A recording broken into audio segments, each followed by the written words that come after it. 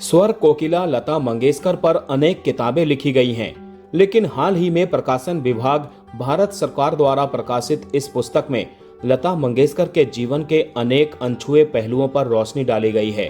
पुस्तक के माध्यम से लता मंगेशकर न केवल एक गायिका बल्कि एक महान शख्सियत के तौर पर हमारे सामने आती हैं। आइए जानते हैं इस पुस्तक की कुछ बड़ी बातें। दोस्तों, वीडियो में आगे बढ़ने से पहले प्लीज मेरे चैनल को सब्सक्राइब करके बेल आइकन को जरूर प्रेस कर दीजिएगा। तो चलिए दोस्तों, वीडियो को शुरू करते हैं। भारत रत्न और स्वर कोकिला नाम से मशहूर पार्श्व गायिका लता मंगेशकर की शख्सियत से हर कोई परिचित है। लता के जीवन की कहानियां, लता की गायकी के किस्से अनेकानेक बार लिखे और सुने सुनाए गए हैं। भारत की विभिन्न भाषाओं में उनकी उपलब्धियों पर कई किताबें भी लिखी गई हैं। इसके बावजूद ये दावे के साथ कहा जा सकता है कि उस महान गायिका के बारे में बहुत कुछ लिखा जाना अभी बाकी है। मसलन लता मंगेशकर गीत संगीत के अलावा कला के विविध क्षेत्रों के बारे में क्या सोचती थी, या गायकी के इतर दूसरी फील्ड के दिग्गजों ने लता मंगेशकर के बारे में क्या क्या कहा है, ये जानना भी उतना ही अनोखा है जितना कि उनके सुर और शख्सियत के बारे में। इस दृष्टिकोण से हालिया प्रकाशित पुस्तक लता मंगेशकर गायकी की गंगा लता के जीवन के कुछ अनछुए पहलुओं पर प्रकाश डालती है। इस पुस्तक के लेखक हैं इंद्रजीत सिंह। पुस्तक को सूचना एवं प्रसारण मंत्रालय, भारत सरकार के प्रकाशन विभाग से प्रकाशित किया गया है। देहरादून के रहने वाले इंद्रजीत सिंह गीत संगीत समीक्षक और फिल्म इतिहासकार हैं। उन्होंने इससे पहले गीतकार शैलेंद्र की जीवनी भी लिखी थी।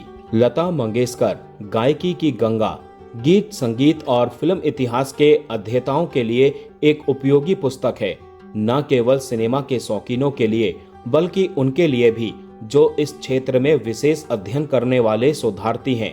पुस्तक की भूमिका जाने माने गीतकार इरशाद कामिल ने लिखी है। उन्होंने लिखा है, किसी ने कहा लता मंगेशकर जादू है, किसी ने कहा तिलिस्म है, किसी ने कहा स्वर कोकिला है, किसी ने कहा स्वर साधिका, कोई साक्षात सरस्वती मानने लगा, कोई शाम की ठंडक कहने लगा, कोई सुबह की धूप। मैंने बिना किसी किंतु परंतु के अच्छे बच्चे की तरह सबकी बात मान ली, चुपचाप गाने सुनता रहा और सपने बुनता रहा। वाकई लता को सुनने के बाद हर कोई सुनहरे सपने में खो जाता है। लता की गायकी ने लोगों के सपने सजाए हैं, जीने का सलीका भी सिखाया है।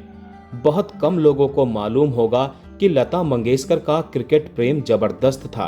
पुस्तक में बताया गया है कि सुनील गावस्कर, कपिल देव, सचिन तेंदुलकर, महेंद्र सिंह धोनी और विराट कोहली के खेल कौशल से लता जी को विशेष प्रेम था। वह बहुत ही रुचि के साथ क्रिकेट मैच देखा करती थी। सचिन तेंदुलकर को तो वो अपने बेटे समान मानती थी। सचिन भी उन्हें अपनी मां समान स्नेह करते थे। सचिन तेंदुलकर को लता जी का गाया गाना तू जहां जहां चलेगा मेरा साया साथ होगा विशेष तौर पर पसंद था। जब भी ऐसा कोई मैच होता जिसमें सचिन तेंदुलकर खेल रहे होते थे तो लता उस दिन अपनी रिकॉर्डिंग कैंसिल कर देती थी। सचिन जब शतक लगाते तो उनकी खुशी का ठिकाना नहीं रहता था। जब कम रन बनाकर आउट हो जाते तो लता मंगेशकर बहुत उदास हो जाती। करोड़ों भारतीयों की तरह लता जी को भी भारत पाकिस्तान का मैच बहुत रोमांचक लगता था। गीत गायन के सारे कार्यक्रम रद्द करके भारत पाक के मैच दिन भर देखा करती थी। उस मैच में अगर सचिन तेंदुलकर खेल रहे हों तो वो और भी ज्यादा उत्साहित रहती थी। ऐसे तमाम रोचक प्रसंगों से ये किताब भरी पड़ी है। इसी तरह पुस्तक में हरीश भीमानी और यतींद्र मिश्र के जरिए भी कई अनोखे प्रसंग आए हैं। हरीश भीमानी जाने माने उद्घोषक और साहित्यकार हैं। उन्होंने भी एक किताब लिखी थी, लता दीदी अजीब दास्तां है ये।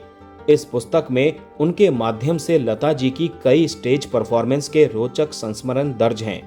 80 के दशक में कई लाइव कंसर्ट में लता जी की गायकी और उस दौरान उमड़ी भीड़ आदि की अनोखी दास्तां हैं। हरीश भीमानी के शब्द हैं, मेरा व्यक्तिगत विचार है कि लता जी संगीत को पूजा का दर्जा देती हैं। रिकॉर्डिंग या स्टेज कार्यक्रमों में उनका चप्पल उतार कर गाना बहुत प्रचलित है। अगर कोई उनके समान संगीत को इतना सम्मान ना देता दिखता तो वो परेशान हो जाती और उस रास्ते से कतराती। इसी तरह लता सुर गाथा के लेखक और संगीत इतिहासकार यतीन्द्र मिश्र सुर साम्राज्य के बारे में एक अनोखा तथ्य उजागर करते हैं। वो कहते हैं, लता जी को अपने लोकप्रिय गीत कम ही पसंद थे, उन्हें अपने गाए ऑफ बीट गाने ज्यादा पसंद थे। शैलेंद्र, साहिर गुलजार के गाने को वो बहुत पसंद करती थीं। भजन गाना उन्हें बहुत अच्छा लगता था। उनका साहित्य प्रेम भी उतना ही अनूठा था। हिंदी, मराठी कवियों, गीतकारों को वो खूब पसंद करती थी। उनके लिखी रचनाएं जो संगीतबद्ध हैं, उन्हें वो बड़ी श्रद्धा से सुनती थी। इस किताब की और भी खासियतें हैं। जानी मानी शख्सियतों के संग लता मंगेशकर की रंगीन तस्वीरों के साथ करीब 200 पृष्ठों की इस पुस्तक की छपाई बहुत ही आकर्षक है। अगर आप इस किताब को पढ़ने के इच्छुक हैं और मंगवाना चाहते हैं तो प्रकाशन विभाग के पुस्तक विक्रय केंद्र से संपर्क कर सकते हैं। तो दोस्तों, आज का ये वीडियो यहीं समाप्त करते हैं। मिलते हैं नेक्स्ट वीडियो में। तब तक के लिए आप सभी को tata bye bye, take care.